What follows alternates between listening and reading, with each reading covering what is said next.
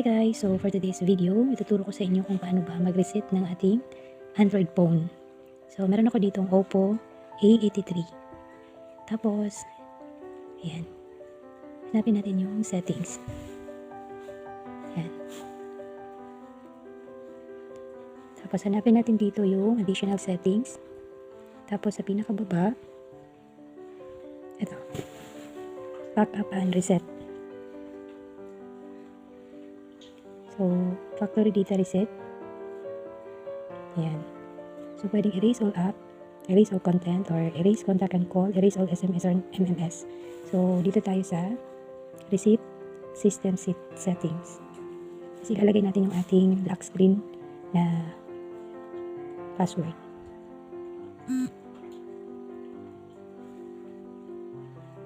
So, ayan. Nalagay ko na guys. Tapos yan yung lumabas. Reset system settings. Ayan.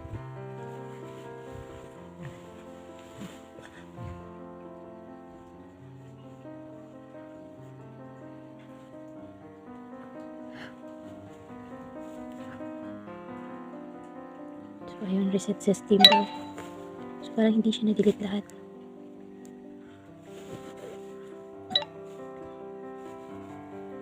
So, dapat lahat to ma-delete, pati yung mga ano. Ayun, naglabasan na tuloy yung mga message.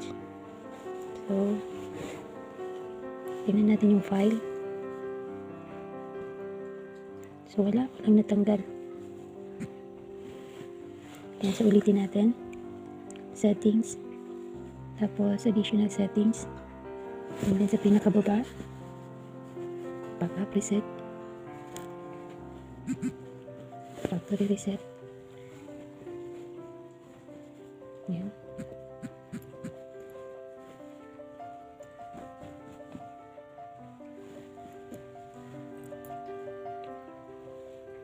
So, ayan na. Hintayin lang natin siyang mag-on. Ayun. So, ayan na siya guys.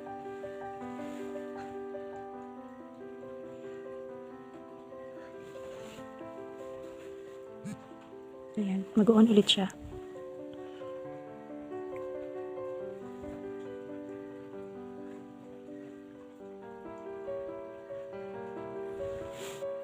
So, medyo matagal siya. Hintayin lang natin siya mag-on. So, ayan na yun guys.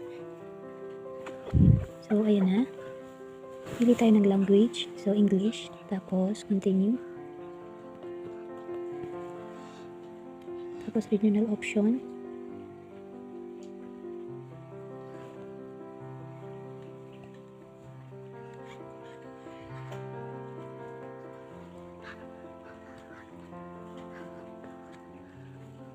Continue, connect to Wi-Fi.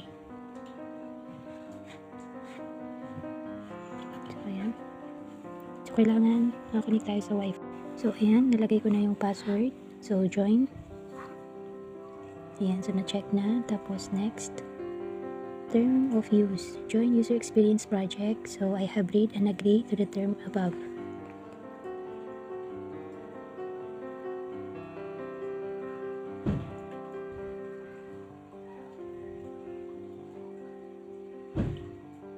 This may take a minutes or two.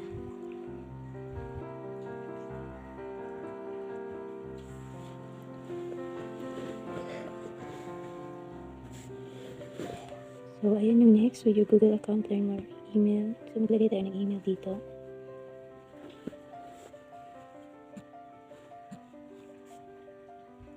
Ayan. Tapos, next. Lagay natin yung password. So, ayan. Two-step verification to help keep your account safe.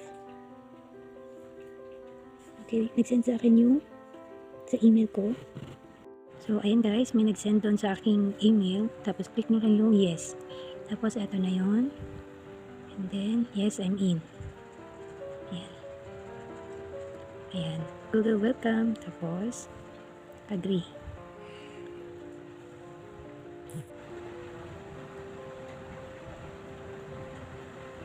So, ayan na. Google service, backup storage. Ayan. Tapos, ayan. So, agree. Asking passcode is required every time you start your phone. You would not able to unlock the phone if you have forgotten the passcode.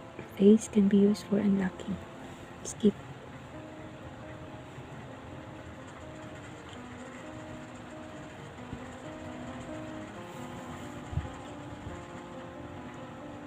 Ni-skip ko lang yun muna yung pag-lock.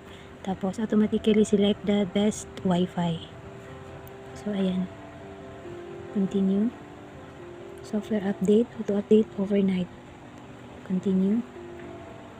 You can quickly import data, contact photo from your old phone to the phone using clone phone. So, welcome Oppo phone. So, get started. Ayan. So, bago na raw. Ayan. So, tingnan natin yung ating bakit may Facebook? Tingnan natin yung ating tawag dito, storage. Ayan, file manager. Term of service, file manager would like to read phone, state, write data to store card during. Do you allow this? So, ayan na siya. Meron siyang 6.76 GB available. So, hindi natanggal yung audio. Ano kaya nito? Ito yung record, voice record. Tapos, itong picture. To October, display the location information. Photo album will continue a small amount of data. Do you accept?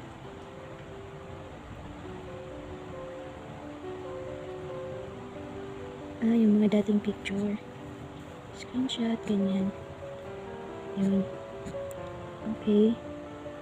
So, ayun na guys. Tapos yung app dito ay yung ano lang. YouTube. Tingnan nga natin kung pwede yung may madi-delete. Ayan. Pwede palang i-delete to. So, ayan. Tapos, dito naman sa natin yung Facebook lang. So, ayan yun lang guys. Bago na ulit yung ating phone. So, sa message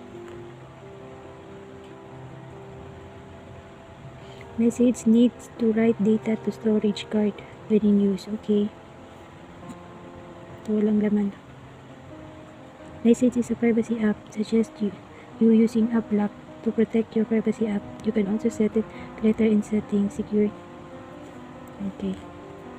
So, tapos sa call, ayan, wala na rin nakalagay. Ayan. So, bago na ulit. So, yun lang guys. Thank you so much for watching. Don't forget to click the subscribe button sa baba para lagi kayong updated sa mga bago nating video. Bye!